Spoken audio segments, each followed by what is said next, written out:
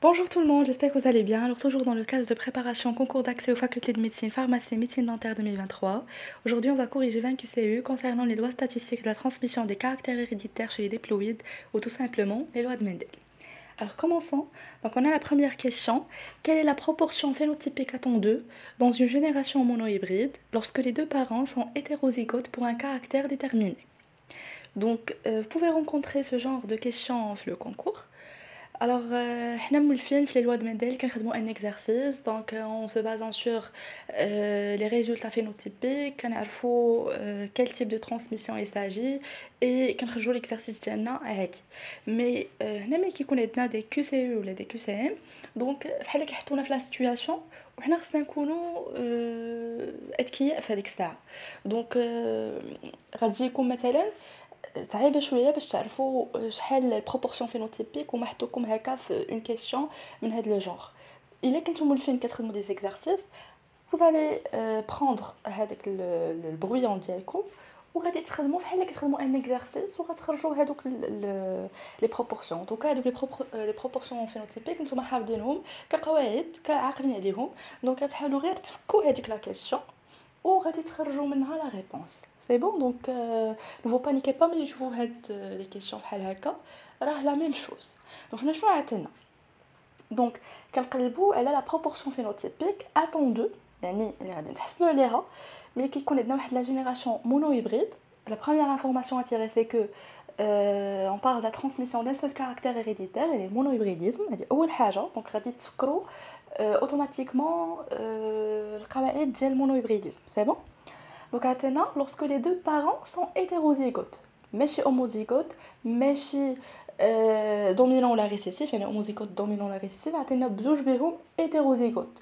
يعني كنهضروا هنايا على l'auto fécondation ولا l'auto croisement, c'est-à-dire F1 fois F1.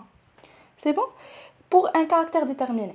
Donc احنا عرفنا باللي احنا في لو كاد ديال المونوهيبريديزم وعرفنا باللي احنا كنهضروا على l'auto fécondation F1 fois F1 و bien sûr غتكونوا هنايا كنهضروا على واحد لا جينيراسيون qui est monohybride. يعني غيكون عندنا لو كا ديالاش ديال لا دومينانس كومبليت اللي كنلقاو فيها لا بروبورسيون de 75% 25%. Donc en se basant sur les propositions اللي عندنا دونك عطينا A 1 1 يعني 50 50, B عطينا 2 1, 3 عطينا 3 1. دونك 2 1 نورمالمون كنلقاوها في لو كا ديال الجين ليتال. انا ما هضروش على الجين ليتال. دونك سي 3 1. دونك هذه هي اللي كنقلبوا عليها 75% 25% et des cas 0 يعني 100% 0%. يعني غيكون عندنا غير les hétérozygotes ou là les homozygotes dominants ما عندناش double récessif. Mais c'est pas le cas. Alors comme vous voyez ici, donc on a lorsque les deux parents sont hétérozygotes, donc grand A petit a, donc il a grand A غنكونوا كنهضروا على homozygote dominant, كانت عندنا petit a غنكونوا كنهضروا على double récessif. Donc pour un caractère déterminé, la proportion phénotypique attendue dans une génération monohybride est de 3 individus présentant le phénotype dominant et un individu présentant le phénotype récessif. Cela correspond à un ratio de 3-1. Ainsi la bonne réponse est C. C'est bon, donc تعاملوا مع هاد les questions بهاد الطريقة et Inch'Allah vous allez réussir votre concours.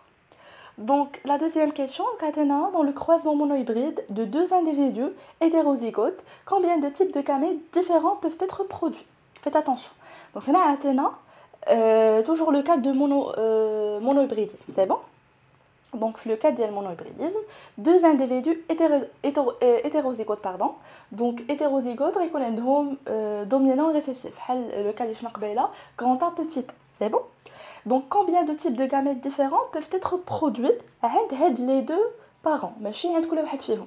Donc monohybridisme شحال normalement الا كان عندنا hétérozygote شحال ديال لي gamètes كيعطينا كل parent كيعطيونا deux gamètes. مي هنا كنهضروا على لي parents بزوج بهم. يعني في هذيك لا جينيراسيون شحال غيكون عندنا ديال لي gamètes. غيكون عندنا bien sûr l'assemblage ديال لي gamètes de l'un des parents ou les gamètes de l'autre parent. C'est-à-dire غيكون عندنا 2 plus 2 اللي هي 4 gamètes. Alors quand vous voyez ici, donc dans le croisement monohybride de deux individus hétérozygotes, 4 types de gamètes différents peuvent être produits. Chaque parent peut produire 2 types de gamètes différents et en les combinant, on obtient un total de 4 combinaisons possibles. Ainsi, la bonne réponse est D. Alors la question 3, Donc on a quelle loi de Mendel énonce que les deux membres d'une paire de facteurs héréditaires se séparent au moment de la formation des gamètes. Donc bien sûr on a la loi de séparation, la loi de ségrégation. Alors quand vous voyez les propositions, on a la loi de la dominance, B la loi de la ségrégation, C la loi de l'assortiment indépendant, D la loi de la codominance.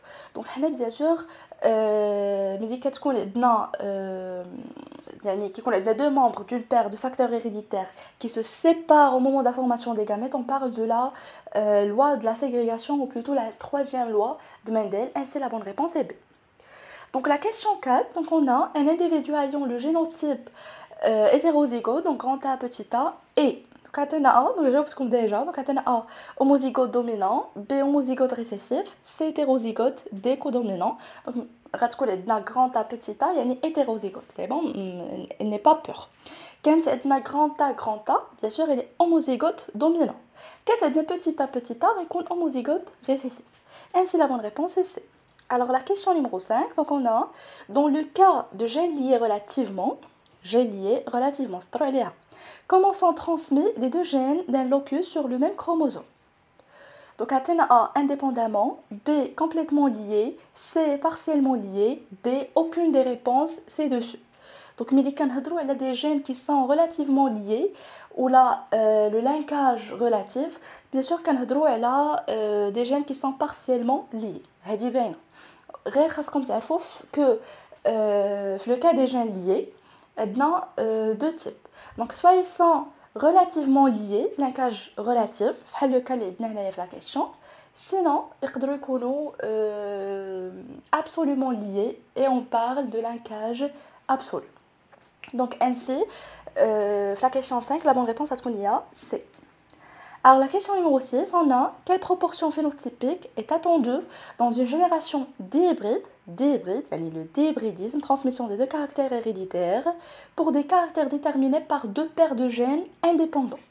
Alors, deux paires de gènes indépendants, le cas, bien sûr, le dihybridisme, donc il y a F1 fois F1, علاش كنحصلوا على 4 ديال لي phénotypes avec des proportions de 9 sur 16, 3 sur 16, 3 sur 16 et 1 sur 16.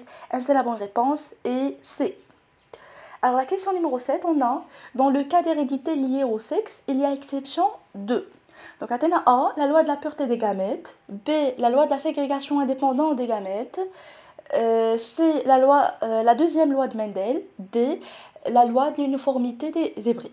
Donc bien sûr, le cas de l'hérédité liée au sexe, qu'est-ce qu'on a une exception de la première loi de Mendel. Donc finalement, les lois, il y a la première.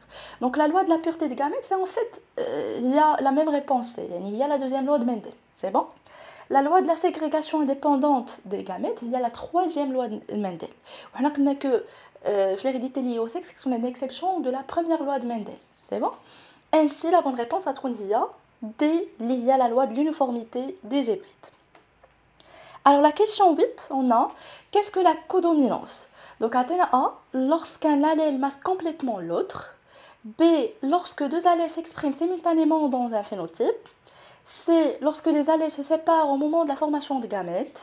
D, lorsque deux allèles se répartissent indépendamment lors de la formation des gamètes. Donc la codominance, mais l'expression simultanée des deux allèles dans un même phénotype. Ainsi la bonne réponse est B. وفحال le cas bien sûr اللي معروف كتخدموا به هو ديال الفلور كتكون عندنا فلور كتكون عندنا une fleur rouge و fleur blanche غيعطيونا واحد fleur اللي فيها تاشتي فيها لو روز سواء كتكون روز سواء كتكون rouge et blanc. Mais في le cas de la codominance on parle plus ملي غتكون تاشتي فيها les deux couleurs حيت كيبانوا لينا les deux à la fois. حيت هذا واحد الخطا اللي شائع دونك هذه غير فريمون كنعقلوا عليها سي كو كيخلطوا جوج الالوان وكيقول لك هذه راها codominance.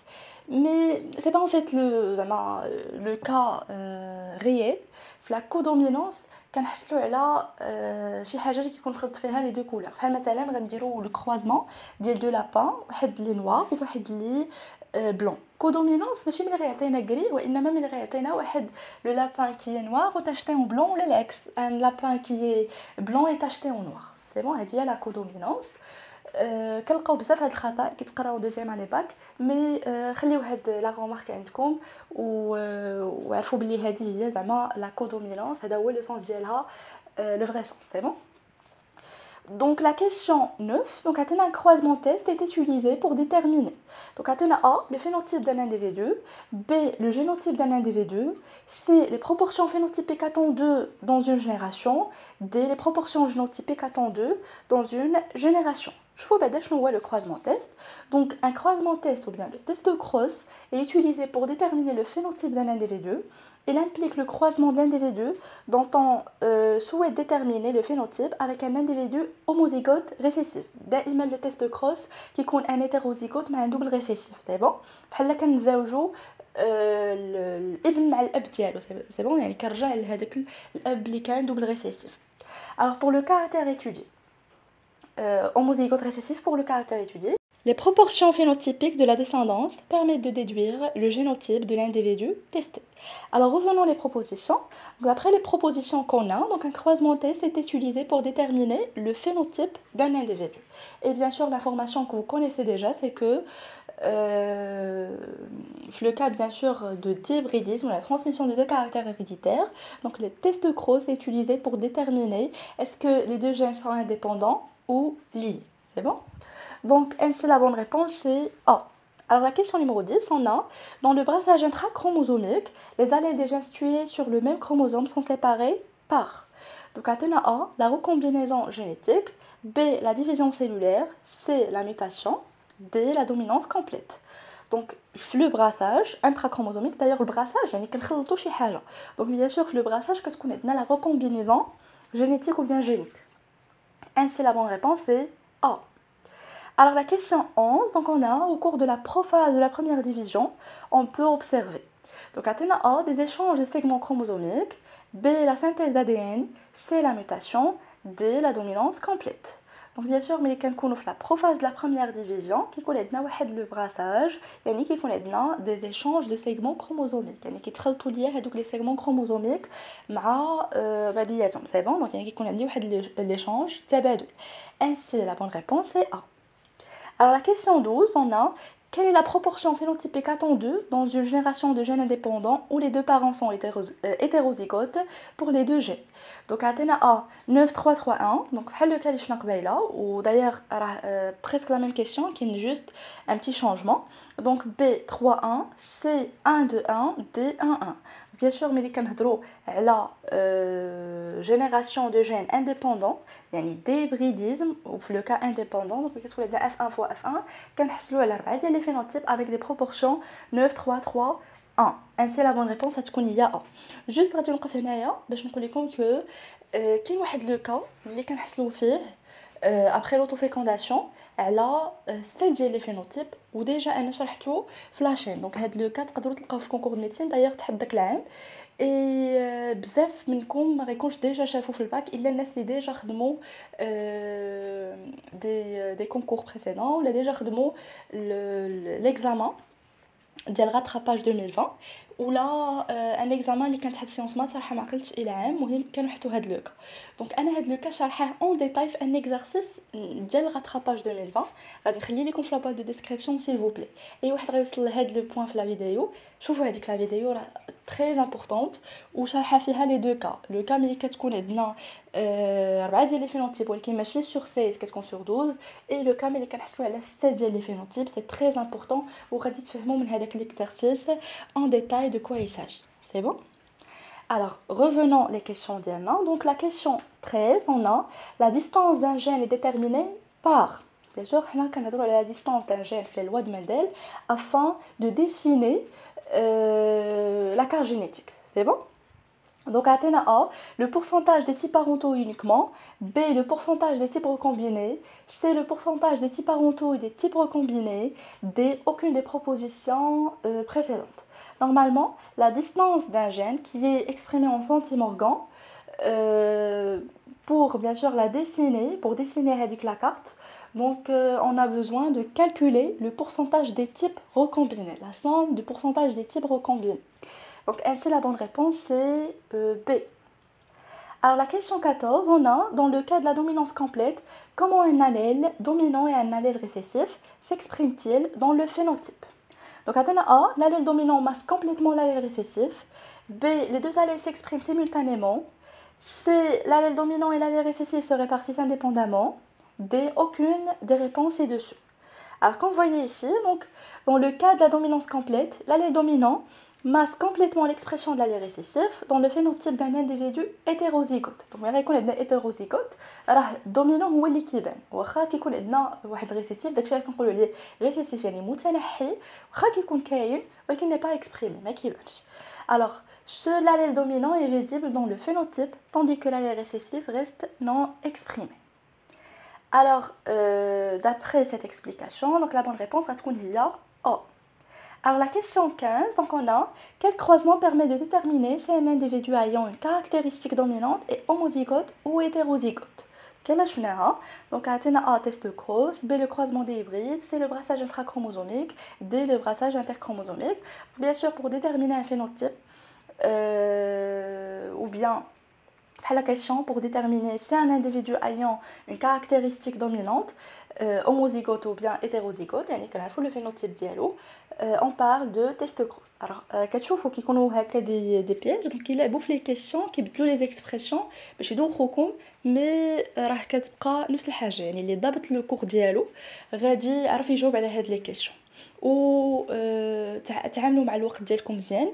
جو سي ما كاينش غير اس في تي بوحدها، كاينين دوطخ ماتيير و بيتيتر لي مات هو اللي كيكون لا بيت نوار ديالكم. دونك سي فري لي مات كيكون شويه صعيب وهذا، ولكن الا كنتو كتشوفوا دي زاستوس كنتو اجور ديما كتخدموا ان شاء الله راه غتنجحوا في الكونكور، سورتو لي بيرسون كي فول هاد لو ميتي. سي بون انا عارفه كاينين دي بيرسون كيبغيو يدوزو لو كونكور غير حيت باغيين يجربوا الحظ ديالهم ايتو، ولكن لي بيرسون اللي فريمون باغيين ديك الحاجه راه سويي سور بلي غتوصلوا ليها بالخدمه ديالكم وبالطموح ديالكم. Alors, la question 16, donc on a, dans un test Cross, si tous les descendants présentent le phénotype dominant, cela signifie que l'individu testé est. Donc, A, homozygote dominant, B, homozygote récessif, C, hétérozygote, D, aucune des réponses est dessus. C'est normal, donc là, les descendants ont le phénotype dominant, donc on va bien sûr à la homozygote dominant, ainsi la bonne réponse est A. Donc la question 17, on a quelle est la probabilité d'obtenir un génotype homozygote récessif dans une génération monohybride où les deux parents sont hétérozygotes. Alors les propositions, on a 1 sur 2, B 1 sur 4, C 3 sur 4, D 1 sur 8. Donc on a bien sûr, ils cherchent un génotype homozygote récessif. Le cas de la dominance donc complète, كنلقاو 3 quarts qui est dominant et 1 quart récessif. Donc le récessif maribèche, il est qu'un double récessif. Donc la bonne réponse sera B 1 sur 4. Donc la question 18, on a la première loi de Mendel annonce que donc à A, il y a ségrégation des deux facteurs de chaque caractère au cours de la formation de gamètes.